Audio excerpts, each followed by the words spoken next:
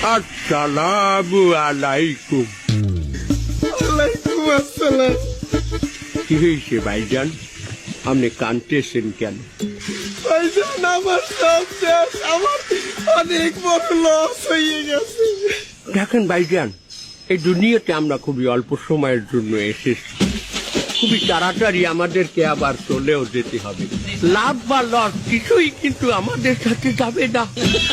ভাই এগুলো আপনি কি কইতেছেন? আমার তো দোকানের চানাচুর বিস্কুট চকলেট অনেক কিছুই শেষ হয়ে গেছে। চানাচুর বিস্কুট চকলেটও কিন্তু আপনার কবরে যাবে না, শুধু কর্মফল যাবে। আপনি মারা গেলে এই দোকান আপনার জন্য কাঁদবে না, আপনি মারা গেলে এই চকলেট আপনার জন্য কাঁদবে না। আসেন, দিনের পথে আসেন ভাইজান। আপনি না গেল 15 বছর আমাকে এলাকার কমিশনার আনলেন, আপনার পোলা পানি আই আমার দোকানটা প্রত্যেক মাসে চান্দা লইয়া যাইতে। ওই পোলাটা আপনার পিছনে চশমা পরে ওই পোলাটাই তো আমার দোকানে আইয়া চান্দা লইয়া গেছে আপনার কথা কইয়া। তর্কনা করলো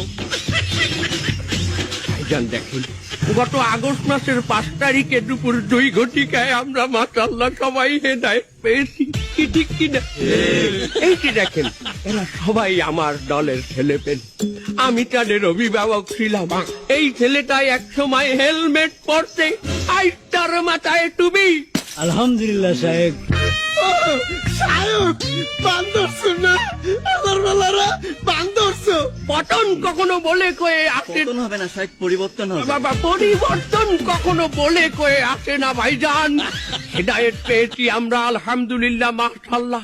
আপনিও দিনের পথে আছেন। আপনি তো একজন স্বৈরাচার আসছিলেন। দেখেন ভাইজান, পাস একটা সময় হয়তো আমি একটা ক্ষমতাসীন দলের একটা নেতা আছিলাম, আর আছেলে আমার সহযোদ্ধা, কিন্তু আমরা এখন সবাই একটি ইসলামিক দলকে সাপোর্ট করি। আমাদের আল্লাহ পাক হেদায়েত দিয়েছে, মাশাআল্লাহ। আমাদের আর ইন্ডিয়া যাওয়া লাগবে না। বান্দরছ, তোরা বুঝবি, তোরা সবাই এলে ঠিক বুঝবি। আসসালামু আলাইকুম।